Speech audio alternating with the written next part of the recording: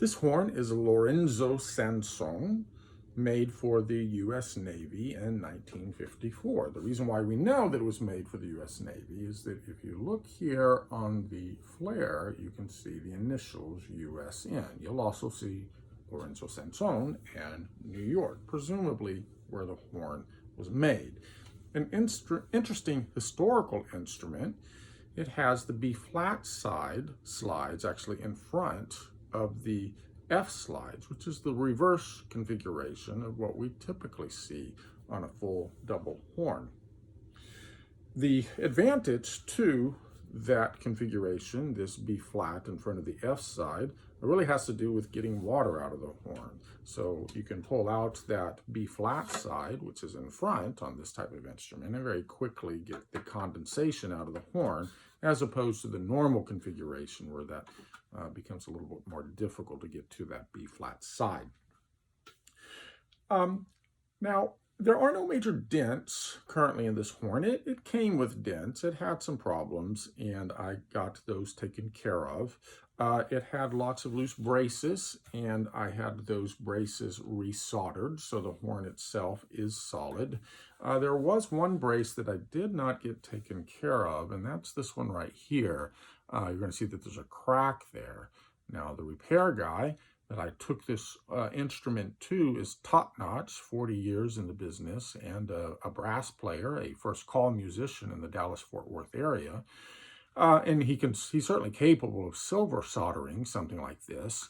But he explained to me that really this whole thing would need to be taken off, put back on, etc. Expensive. I decided I don't want to do that to fix the crack because the horn is solid the way it is. Okay, so there's no rocking motion here. It feels solid in the hands. In fact, the horn itself is actually a rather heavy instrument, an interesting instrument. Now, some things to be aware of regarding it as a player are that the lead pipe actually doesn't have a sleeve on it, so it will be susceptible to dents and dings. The lead pipe was worked on, so it's fine now, but whoever bought this horn would have to be careful to make sure that that lead pipe was protected. Also, the valves are quite loose. Not worth it, in my opinion, to do a valve job on the instrument because that's quite expensive. But it is loose. So if I take out this first valve slide on the B-flat side, let's go ahead and take that out.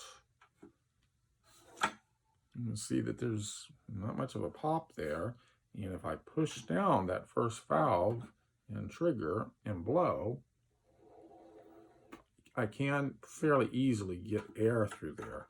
So, I mean, it has a little bit of compression, but not great. So this horn would be a good horn for a beginner, potentially, or somebody who's just coming back to the instrument, perhaps after a long hiatus with a goal of playing in a community band or a church orchestra, something like that, but would not be an appropriate horn for the aspiring high school student looking at going to college somewhere.